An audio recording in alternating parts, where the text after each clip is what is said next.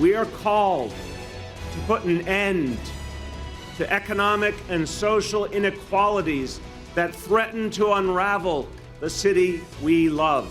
Changing the stop and frisk law is only the tip of the iceberg in fixing our deeply Dickensian justice system.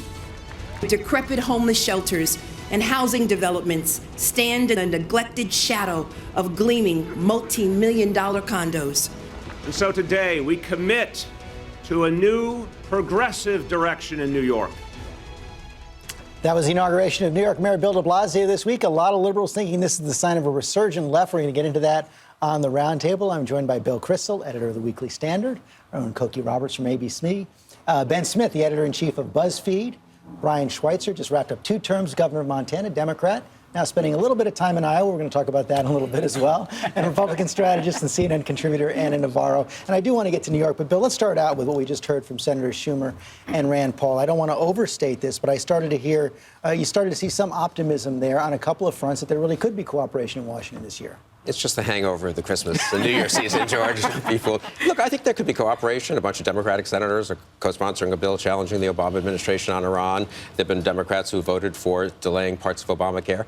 So I hope a lot of Democrats start deciding to separate themselves a little bit from the Obama administration. There's been it's amazing how strong the White House has been, and you were in the White House. I mean, you know how much trouble your own party can cause for you. Obama's been very successful at keeping Democrats in line. I think one of the big stories of the next few months is, can he do that on issue after issue, especially Obamacare and Iran? Outside groups are still going to play a big role here. I think that to the degree that they can stay inside the institution itself, that they will have cooperation. We're seeing it right now happening on that big budget deal that was made before they left, where the word in Washington is the grown-ups are now in charge. The appropriations committees, the money spending committees, the staffs are meeting and they're coming up with something. But to the degree that the outside groups are agitating, and there was just a big meeting of conservatives in Virginia, saying we can't let them cooperate like this, and start by opposing Janet Yellen's nomination to the Fed. So it's not going to be sweetness. You could see that kind of dynamic in Anna Navarro also on the issue of immigration. You know, I actually think, and I'm optimistic, like I don't agree with Chuck Schumer on a bunch of things, but I agree with him that I'm optimistic on immigration. I think that it might be the one sweet spot and bright spot this year. Let's not fool ourselves. 2014 is an election year. This is not going to be about love and peace. Right now, they're in the afterglow of the holidays, and there's a lot of issues that are intended to be used as political wedge issues, whether it's the minimum wage issue, whether it's Obamacare. There's going to be a lot of fighting this year. Hope I'm wrong, but I think I'm being realistic. Immigration has a shot because, you know, it's not the issue that's it's got a shot because really Republican leadership, Republican outside groups want to do it. And as Senator Schumer said, it is something where there are a lot of Republicans who can move the ball that want to get it done. Tomorrow, Governor Chris Christie in New Jersey is signing the New Jersey version of the DREAM Act. He's having a ceremonial signing for it. He's doing it his own way because he's thinking long term, and nothing speaks more about the national implications of getting immigration done for Republicans than what Chris Christie's doing tomorrow. You're nodding your head there. Unemployment's coming down, and when we have high unemployment, people want to blame somebody. They blame immigrants. Now we have unemployment coming down. We have people who are hiring again. We need people to go back to work. And so whether you're a business Republican or a business Democrat, you understand that we've got to have young population of people who are eager workers. That's why we're going to pass immigration reform. I mean, you know, like none of these Republicans you guys are mentioning are in the House of Representatives. Right. I mean, I think that's ultimately every year there's this sort of wishful thinking and this consensus, and then you go to the House of Representatives and it dies. But I think there's an idea that maybe right after these guys win their primaries, that there'll be a little window, you know, where they aren't yet worried about we had the that Tea little Party window base. last year. But I don't know. I mean, it's just every year we kind of say this. There is a legislative way to do it, though, which is to bring up, you know, border security in one bill and bring up amnesty in another bill. And that's exactly what happened, you know, in the Compromise of 1850, where the California came in as a free state, but the fugitive slave law was part of it as well. And so, you know, you can say this was a terrible thing, but it's exactly the way it got through. And Ben, we've got a fed up, unplugged John Boehner right now that we didn't have last year, who I think is fed up with trying to accommodate folks that are not going to be accommodated ever on immigration and some other issues. So I think what kind of leadership John Boehner exerts on this is the key for whether immigration primaries will will it be the Republican Party that is at the Chamber of Commerce or the Republican Party who's boiling tea in the back room? That's what we're deciding right now. How about the Republican Party that represents middle class and working class Americans? They voted for Democrats. What? Well, they did. You know what? But I'm not. But passing immigration reform, which may further undercut working class wages, is not necessarily the right way to go. You just said unemployment's down a lot over the last 3-4 years, and there wasn't immigration reform. Maybe we should immigration's down too. Maybe we should take a serious look at what kind of immigration we want to have, and not just ram through a 1,200-page bill cobbled together in the Senate. This is what is going to be talked about in Washington, at least at the beginning of the year. But one of the points you were making earlier, and I want to get into that as well, as how, despite all this talk about immigration and health care, unemployment insurance, that a lot of President Obama's next year could get consumed by foreign policy issues. And one of the things we're seeing just this weekend, al-Qaeda taking over 2 major cities in Iraq a year after the president pulled out all the troops. Yeah, 2 years, I guess, after he pulled out the troops, and a few months after he did not intervene. 2 years after he did not intervene in Syria, a few months after he spectacularly backed off in Syria. And guess what? It turns out that 150,000 people getting killed in Syria and letting al-Qaeda take over the opposition there has effects across the border in Iraq.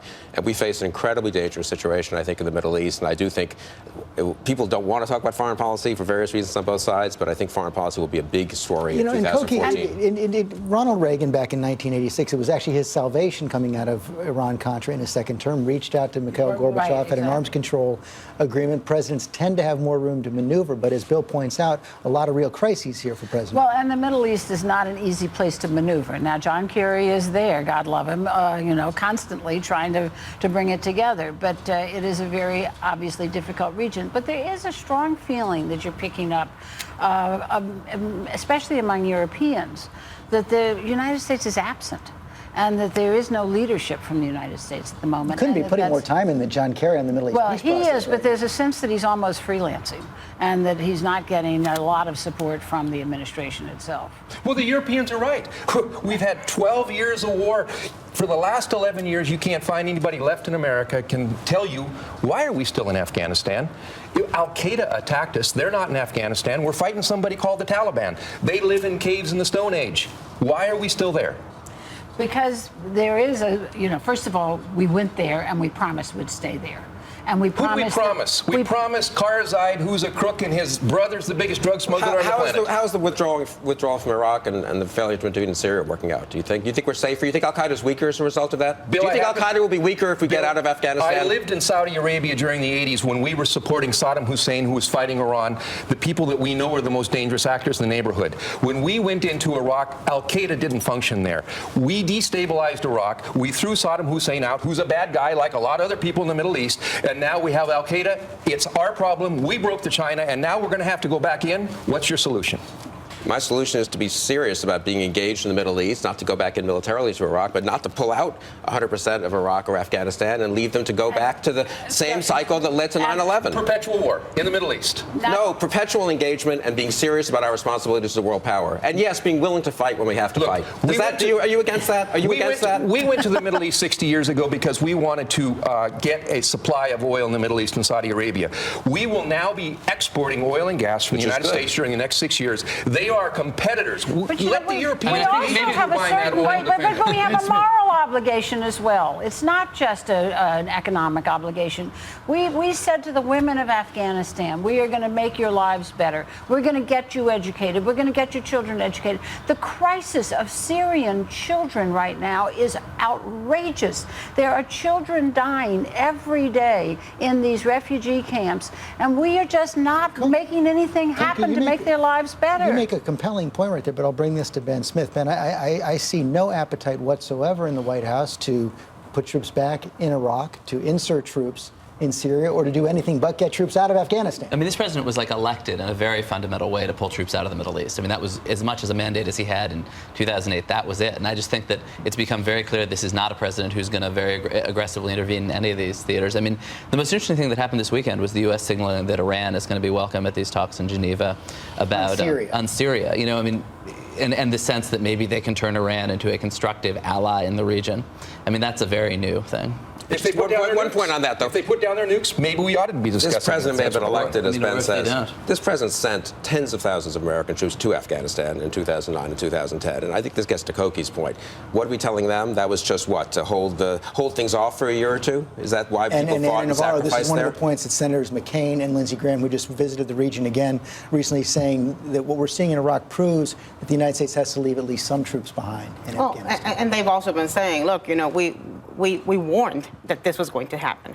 You've got Al-Qaeda right now in charge of Fallujah. We warned you that this was going to happen if we did this sort of accelerated withdrawal. But there's also the bigger problem of the overall role of the United States in the world, and I think this has not been a good year for exerting leadership. And you're hearing Democrats in the Senate Foreign Relations Committee, like Bob Menendez, who's the chair, saying we are not happy with the way things are going with Iran and having great reservations with the Syria issue. On sanctions. And Governor Schweitzer, clearly you have passion on this issue right now. We're seeing it this morning. We've also been seeing it in Iowa. You say this is relevant for Democrats right now, reminding people about the original votes in Iraq. And here's what you said last month in Iowa. George Bush got a bunch of Democrats to vote to go to that war. I was just shaking my head in Montana. And the reason I'm in Iowa, in part, is because I'm asking you to pick the leaders. They're going to say, we're not going to make those mistakes. We might make mistakes again, but we're not going to make those mistakes. Now, Governor, a lot of people took that as a not-so-subtle shot across the bow for Hillary Clinton. Are you thinking of challenging her? Come on, Brian. Stop teasing. Give us an answer. Here's what I'll say. Those people in Washington, D.C., most of them, did not live in the Middle East. I lived in Libya. I lived in Saudi Arabia. I watched Iraq fight that war with Iran. I knew that we were supporting Iraq during that war. And now we've created a vacuum in Iraq. Those people who supported that Iraqi war didn't understand the politics of the Middle East. Al-Qaeda wasn't there. Iraq hadn't attacked us. We made a very big mistake there. It cost us a lot of blood and a lot of treasure, and we ought not make those mistakes in the future. That's what you said then, and that's what you said again now. But does that mean that you're going to challenge her if she runs? Are you seriously looking at this? Well, I'm looking around, but gosh, I like Iowa. My first trip to Iowa was when I was 4 years old. I went out there with my parents and we looked at some of our cattle in a feedlot. Right. You're from I'll answer the question. You're from Montana. Put your stake in the ground. Yeah. Give George Stephanopoulos something to talk about. The ground is frozen in Montana. I can't get a stake in it. By the way, Florida is an early primary state and it's 80 degrees right now. And I could get a stake in the ground there. I'll take it as not a no. That's right. Yeah, no, that's what I was going to say. I think, leaving aside the foreign policy side, there is a market in the Democratic Party, and you saw this with your clips of de Blasio here in New York, for a populist Democrat who will run against Hillary Clinton as the former senator from Goldman Sachs and much too close and friendly. And I do want to bring that to Ben Smith. You saw who was on stage with de Blasio, which was Bill Clinton. I think the Clintons are intensely aware of that. That was the most either Clinton had probably ever talked about inequality on that stage. Yeah, but that's a big danger zone for her because he can fail. And he can fail quite spectacularly, and then, she's associated with it. Well, can I tell you guys something? So you're all from the Acela corridor, right? Washington, D.C., and New York. Well, guys, it's not all about you.